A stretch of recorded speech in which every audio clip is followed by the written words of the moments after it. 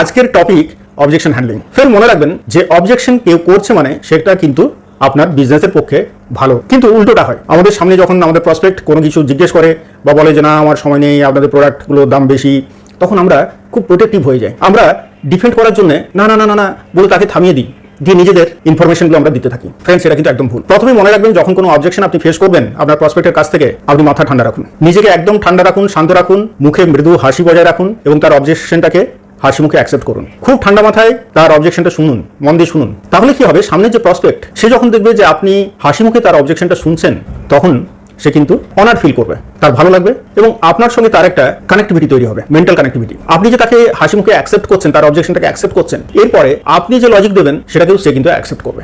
আমরা যদি মাঝপথে তাকে থামিয়ে দিয়ে আমাদেরটা বলা শুরু করি, আমরা প্রচুর ইনফরমেশন দিই, তাহলে সেটা হতে পারে একটা তর্কাতর্কিতে শেষ হবে। তো ফ্রেন্ডস, আমরা এটা করবো না। ফার্স্ট টেকনিক হচ্ছে যে নিজেকে শান্ত রাখুন, মুখে হাসি বজায় রাখুন। সেকেন্ড, মনে রাখবেন কখনো আর্গুমেন্টে জড়বেন না। আর্গুমেন্টে যদি আপনি যেতেন তাহলে আপনি আপনার প্রসপেক্টকে হারাবেন। সুতরাং নো আর্গুমেন্ট। কখনোই প্রসপেক্ট যখন অবজেকশন দেবে তাকে মাঝপথে থামাবেন না, খুব অ্যাটেন্টিভলি তার কথা শুনুন মন দিয়ে।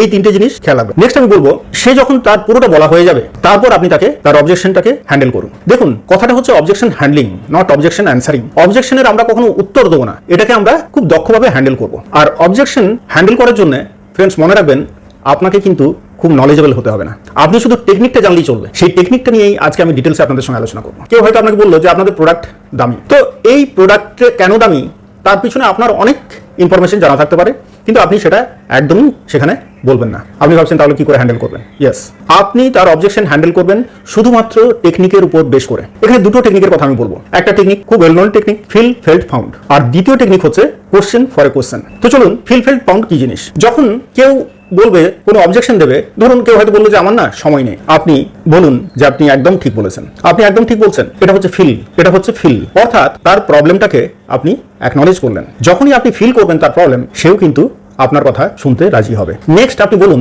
যে আপনি যেটা বলছেন যে সময় নেই, আমি যখন প্ল্যান শুনেছিলাম আমিও একই জিনিস ভেবেছিলাম। এটা হচ্ছে ফেল্ট। আপনি যেটা বলছেন সেটা আমিও ভেবেছিলাম যে আমি কি করে করব, আমার তো সময় নেই।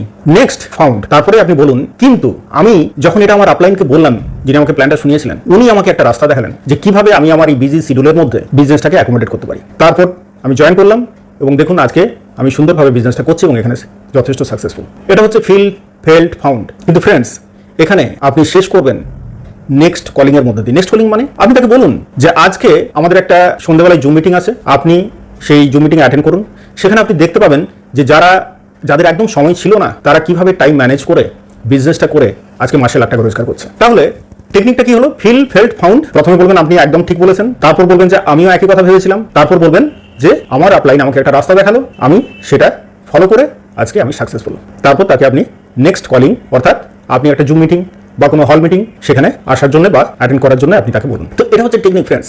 এখানে আপনি কিন্তু কোনো ইনফরমেশন তাকে দিলেন না, কোনো টাইম ম্যানেজমেন্ট শেখালেন না, তার সঙ্গে কোনো আর্গুমেন্টে ইনভলভ হলেন না, বা তাকে আপনি নানা করে ডমিনেটও করলেন না। ঠিক আছে, তাহলে এটা পুরোটাই টেকনিক বেস্ট। সেকেন্ড টেকনিকটা কি হতে পারে? তার অবজেকশনটাকে আপনি কাউন্টার ব্যালেন্স করুন উইথ হোপ, উইথ ড্রিম।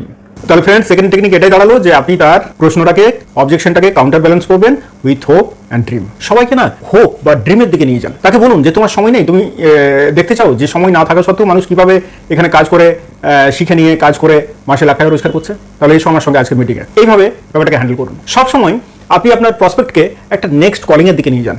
হ্যাঁ, একটা জুম মিটিং অথবা একটা হল মিটিং, এইভাবে। কারণ সে যখন নিজের চোখে দেখবে যে হ্যাঁ সত্যিকারের সময় না থাকা সত্ত্বেও এই মানুষগুলো সাকসেসফুল, তারা এখানে শিখে কাজ করে সাকসেসফুল, তাহলে কিন্তু তার মধ্যে একটা বিশ্বাস তৈরি হবে। আর ফ্রেন্ডস, কিছু প্রোফাইল প্ল্যান শো করার সময় যে মানুষটিকে প্ল্যান শো করছেন তার সঙ্গে শ্যুট করবে সেরকম কিছু প্রোফাইল রেডি রাখবেন। ধরুন আপনি কোনো বয়স্ক মানুষকে প্ল্যান শো করছেন, তাহলে কিছু বয়স্ক মানুষের প্রোফাইল রেডি রাখবেন। বা ধরুন আপনি কোনো হাউস ওয়াইফ বা কোনো বিউটিশিয়ান, তাহলে সেই ধরনের প্রোফাইল রেডি রাখবেন। তো এইভাবে আমার মনে হয় অবজেকশনকে যদি আমরা হ্যান্ডেল করি তাহলে জয়নিংয়ের চান্স অনেক বাড়বে। তবে হ্যাঁ, কোনো কিছুই কিন্তু ফুলপ্রুফ নয়, তারপরেও কিছু মানুষ থাকবে জয়েন করবে না, সেই নিয়ে ওরিড হলে চলবে না। তো